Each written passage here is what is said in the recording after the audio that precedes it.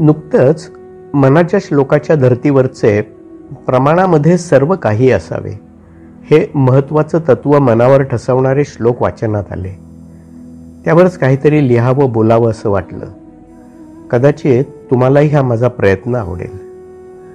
अतिमोह हा दुःख शोकास मूळ, अतिमोह हा दुःख शोकास मूळ, अति काळजी टाकणे हेही खूळ, सदा चित्त हे सद्विचारे कसावे, प्रमाणामध्ये सर्व काही असावे.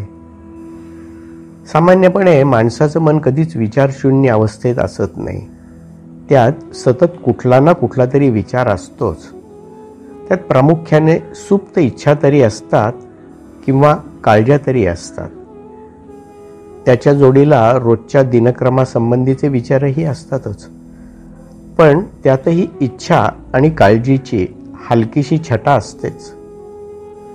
विवेकाचं आणि वास्तवाचं भान सुटलं की इच्छेचं मोहात रूपांतर होतं.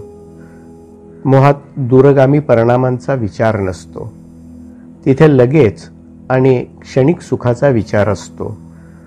मोह क्रियेला उद्युक्त करतो तर इच्छेत कृतीचा अभाव असू शकतो. स्त्री मोहापायी अनेक राजे आणि राज्य धुळीला मिळाल्याची अनेक उदाहरणं इतिहासात सापडतील. भरताला राज्य मिळावं या कैकेयीला झालेल्या अतिमोहातूनच रामायण घडलं हे आपण सगळे जाणतोच. एखाद्या साध्या सुखासाठी केव्हा तरी मोह होणं हे नैसर्गिक आहे. पण तसं वारंवार होणं किंवा त्याचा अतिरेक होणं हे वाईटच. वर्ल्ड कपच्या एखाद्या अटीतटीच्या सामन्याच्या वेळी कॉलेजला किंवा नोकरीवर दांडी मारण्याचा मोह होणं हे योग्य नसलं तरी क्षम्य असू शकतं. पण असं वारंवार होणं मात्र नुकसानकारकच असतं.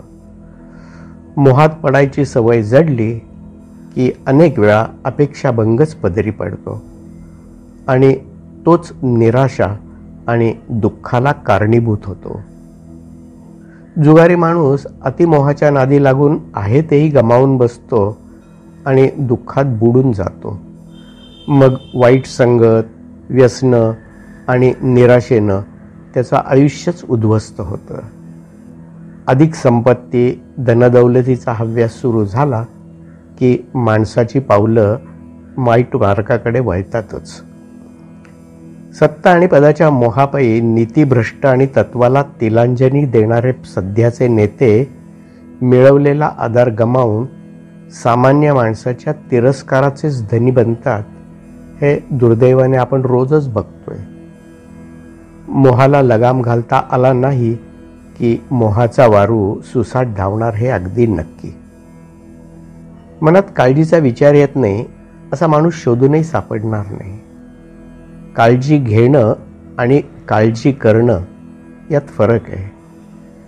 काळजी घेण्यात संभाव्य धोके टाळण्यासाठी घेतलेली खबरदारी किंवा कृती अपेक्षित असते, तर काळजी करणं हे फक्त मानसिकच असतं. भविष्यात जे घडणार आहे ते आपल्या हातात नसतं. पण अति काळजी करणारा माणूस नकारात्मक विचार करतो आणि निराश होतो आणि मग इतरांनाही निराशेच्या गर्दीत लोटतो. मला करोनाचे दिवस आठवतात. माझ्या चांगल्या परिचयाचे एक ग्रस्त. तब्येत अगदी चांगली, कुठलाही मोठा आजार नाही, रोज 5 किलोमीटर नियमाने चालणं. पण एक दिवस थोडा ताप आला.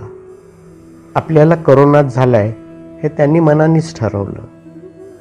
भीतीपोटी कोणत्याही टेस्ट करायला त्यांनी स्पष्ट नकार दिला. मग डोक्यात हॉस्पिटल, ICU, ऑक्सिजन, व्हेंटिलेटर हेच विषय सतत घोळायला लागले आणि अति काळजीमुळे करोनाने नाही तर अचानक हार्ट अटॅक येऊन त्यांचा मृत्यू झाला. हा करोनाचा नव्हे तर अति काळजीचा बळी होता. जसं अति काळजी करणं वाईट तसंच अति काळजी घेणंही वाईट. त्यातून मन संशयी बनायला लागतं आणि नकळत निराशेकडे ओढलं जातं आणि मग मिळू शकणारा आनंदही माणूस अगदी गमावून बसतो. रोजच्या कामातून थोडा बदल व्हावा आणि पुन्हा ताजंतवानं व्हावं म्हणून आम्ही 2-4 मित्र वर्षातून 3-4 वेळेला तरी कोकणात फिरायला जायचोच. आमचा एक मित्र अति काळजी घेणारा, 2-4 दिवसाच्या ट्रिपसाठी जणू तिथे बरेच दिवस राहायचे अशा तयारीनं तो बरोबर यायचा. बरोबर घेतलेल्या वस्तूंची यादी असायची आणि तरीही काही राहिलं तर नाही ना असा काळजीचा किडा त्याच्या डोक्यात सतत वळवळतच असायचा. आम्ही त्याची चेष्टा करायचो, पण हा बहादर कधीच बदलला नाही. काळजी करणारी किंवा काळजी घेणारी माणसं आपण नेहमीच बघतो, पण काही माणसं स्वभावतः बिनधास्त असतात किंवा निदान ते तसं दाखवतात तरी. पण बिनधास्तपणा कधीकधी अंगलट यायची शक्यता असतेच. त्यामुळे अशा निर्धास्तपणालाही मर्यादा हवी, नाहीतर निर्धास्तपणाचं निष्काळजीपणात रूपांतर व्हायला वेळ नाही लागत.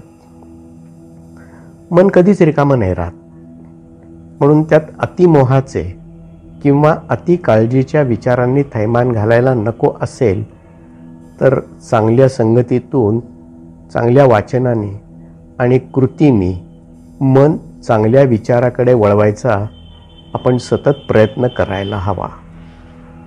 थोडक्यात काय तर प्रमाणामध्ये सर्व काही असावे. शब्द आणि सादरीकरण अनिल खडके.